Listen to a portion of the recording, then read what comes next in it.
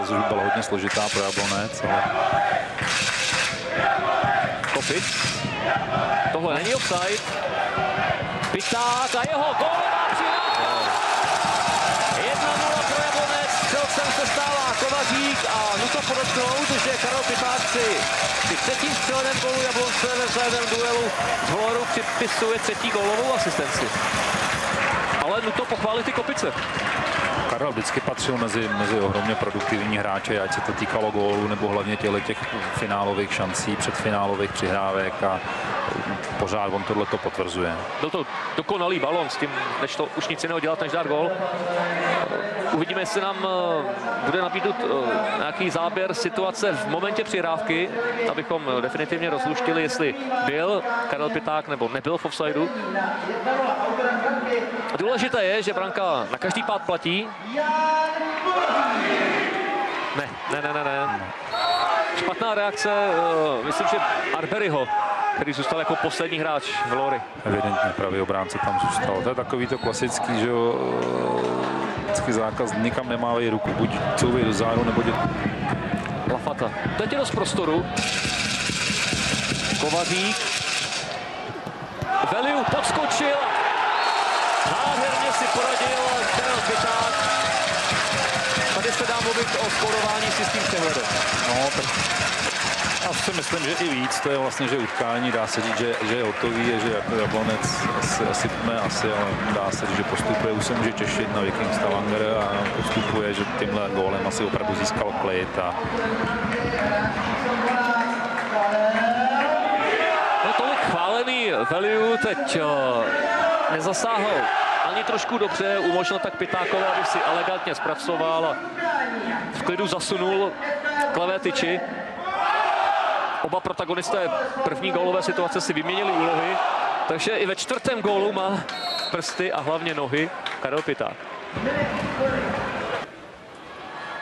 To je ruka, penalta. Úplně nesmyslný zbytečný zákrok Beneše. Hned po provedení pokutového kopu se dostaneme k Jirkovi Štěpánovi, který má info o střídání, nebo to možná stihneme ještě teď, alespoň mimo obraz, ale tohle byl naprosto nesmyslný Benešův zákrok.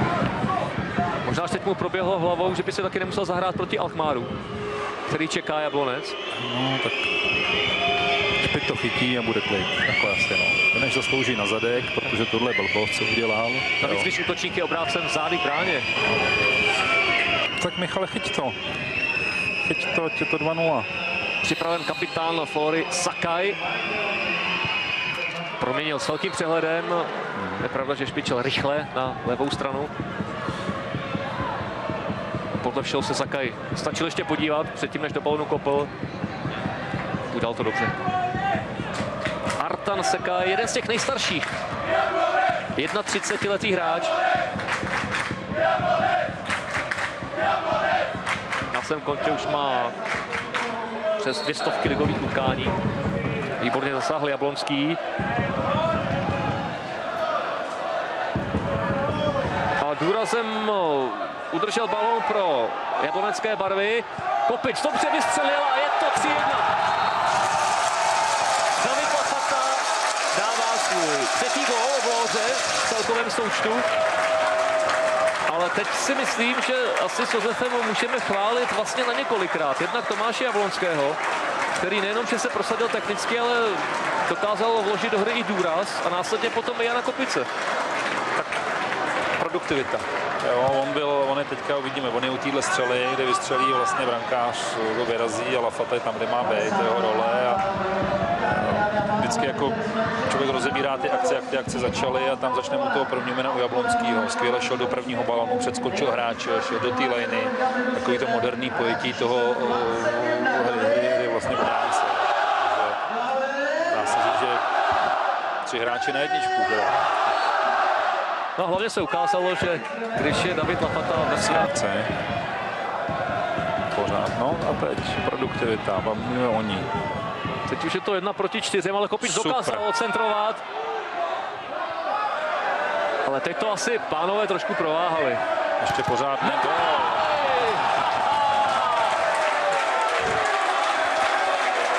Vypadalo to, že situace je poněkud zahozená, odpískaná, jenomže Karel Piták se trefil před náramně.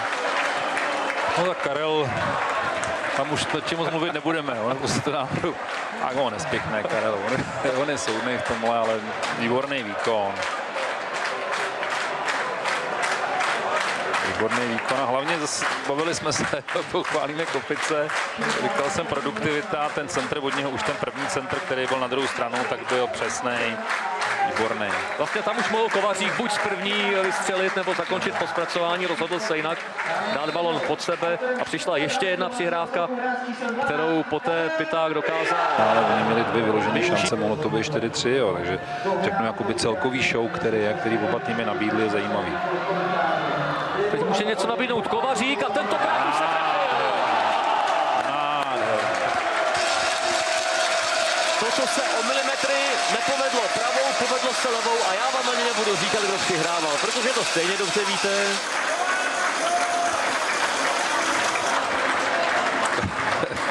Už nás Karle nezlob.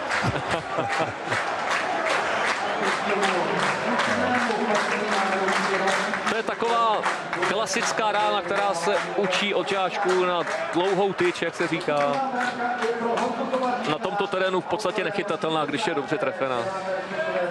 Vidíme hezký góly, vidíme hezký akce, hezký góly, hezký, znova musím říct, hezký prostě zajímavý fotbal a musím říct, samozřejmě tomu napomáhá.